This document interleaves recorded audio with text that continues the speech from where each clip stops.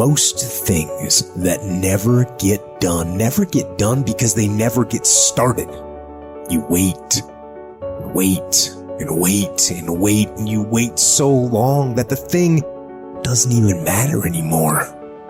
And the days turn to weeks, and the weeks turn to months, and the months turn to years. Years of mediocrity is what causes people to be bitter. If you want to get around bitter and complaining people, get around people who are not seeing much activity.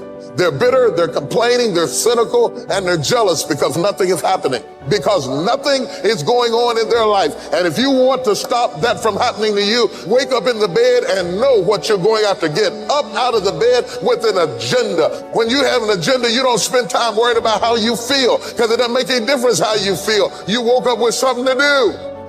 If you would like to discipline yourself, which is a very good idea, pick a direction you want to go first. Pick a goal you would like to attain, a long, medium to long-term goal. You might imagine something you need and want, some attainment that would motivate, whose pursuit would motivate you. And you can ask yourself that. It's a good question to ask yourself in general.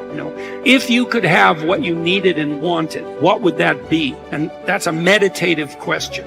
You don't want to force an answer out of yourself. You want to ask yourself that like you would ask someone else. If I could have what I wanted, what would that look like? And you can ask yourself that in a more differentiated way. If I could have the relationship that I needed and wanted, if I could have the friendships, if I could have the job or career, if I could have the educational pathway, if I could adopt civic responsibility, if I could engage in some creative enterprise. The next goal is to take your goal and to fragment it into micro goals until you find a micro goal that's small enough that it still presents some challenge that you will do. Stop waiting for something to move you and move yourself.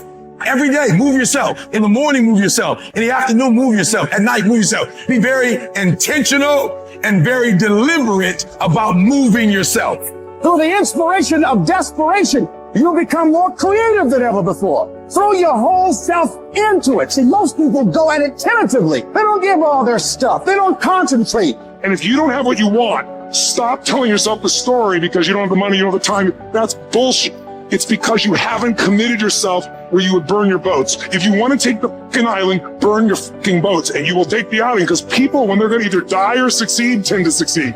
Stand up for your dreams. Stand up for what you want in your life. Decide that your life is so meaningful to you, that you love you and you love life so much that you're going to stand up for something you want. You don't want to be a spectator. You want to get out in the field where the action is, and you will be amazed. After the struggle, there will be a calm period, and things will begin to click for you. Come out here with what you got. You don't have enough money? Don't worry about it. You got the dream. You must be patient, persistent, and positive no matter what. But aren't there some guarantees you can give us? Yes. You're going to die. You can't get out of life alive. So I'm saying to you, you got 6 months to live. Live your life now. Live your dreams now. Start acting like this is your last day on the planet.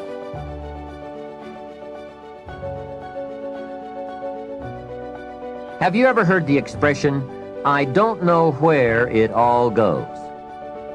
Well, from now on, make a new commitment to financial independence and to the value and the feeling that comes from knowing where it all goes and where it all comes from. It is just one of those important disciplines that cause you to prove to yourself that you are on a new road, walking in a new direction, becoming a new person, and arriving at a new destination. Without that effort, you will keep falling back. Hey, I found out you can make $5,000 a month and still go broke. You say, how could you go broke making $5,000 a month? It's easy. Spend $6,000. And when you make $5,000, spending $6,000 is not that difficult. Someone once said, if your outgo exceeds your income, your upkeep becomes your downfall. So, be the master over whatever you have and whatever you are. That's where the seeds of greatness are sown. Great wealth, great health, great results, great influence, and great lifestyle. Take interest and even delight in doing all the small things well. It makes you a sophisticated person who knows where the beginnings of wealth and happiness are. There's a Bible phrase that we could quote here that would be appropriate. It says, If you will be faithful over a few things, the small things, you will someday be ruler over many things and major things. That's it. That's the philosophy that counts. Let's say that you can pick your level of competition in life to some degree. Okay, so let's say you pick a level of competition where you're always winning. It's like, well, all that means is you've picked the wrong level of competition. Yes. Because, like, let's say you're a grandmaster chess player and all you do is play amateurs, and every night you go home and congratulate yourself on what a genius you are because you just stomp these people left, right, and center. It's like, you're not a genius. You're a dimwit. Right. What you should be doing is playing people who are beating you as much as you can tolerate. Right. So maybe that's 40% of the time. Maybe it's 60% of the time. But that way, because to be a winner, you want to be disciplined. You want to know what you're doing. And then you want to be on the edge where your skills are being developed. And if you're going to be on the edge where your skills are going to be developed, you're at a place where losing is always a possibility. Because otherwise you're not pushing yourself beyond your current capacity. And so one of the things that I've outlined in 12 Rules for Life is a theory of meaning. Because meaning, as far as I'm concerned, the sense of meaningful engagement is the antidote to malevolence and suffering, essentially. Because you want to have a life that's so engaging that you think, despite the fact that I'm limited and that we're mortal and that life is tragedy and there's evil in the world, despite all that, this is worth doing. And I think that there's a technical meaning that genuinely exists, and that's the meaning that you get when you're in a domain where you have some discipline and some skill. So you're laying out your competence and your ability, but you're simultaneously pushing yourself to develop past where you are. That's really engrossing. And what that is doing is expanding your competence. And so life is suffering and betrayal in many senses of the word. But you can adopt a way of traversing through life that is more powerful than the tragedy and the malevolence. The art of true living in this world is more like a wrestler's than a dancer's practice. For in this they both agree to teach a man whatsoever falls upon him, that he may be ready for it, and that nothing may cast him down.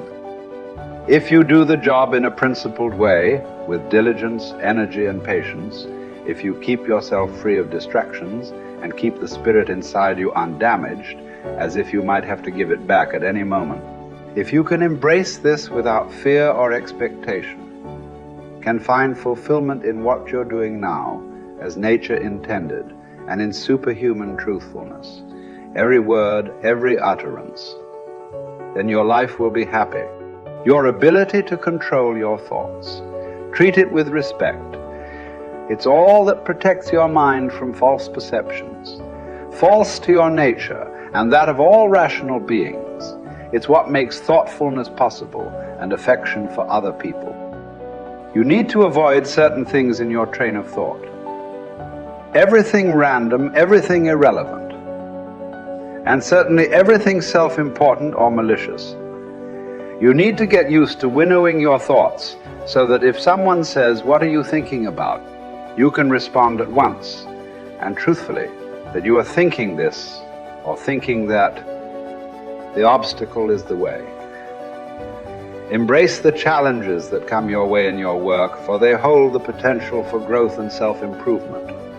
Instead of resisting or complaining about difficulties, use them as opportunities to cultivate resilience, patience, and perseverance. Remember that your attitude towards work matters more than the work itself. Approach each task with a sense of purpose and dedication, regardless of its nature or perceived significance. Find fulfillment in the process of striving and giving your best effort rather than relying solely on external outcome. Think of your many years of procrastination. How the gods have repeatedly granted you further periods of grace, of which you have taken no advantage.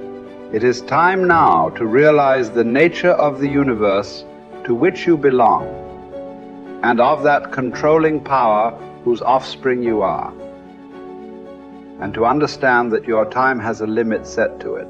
Use it then to advance your enlightenment, or it will be gone, and never in your power again.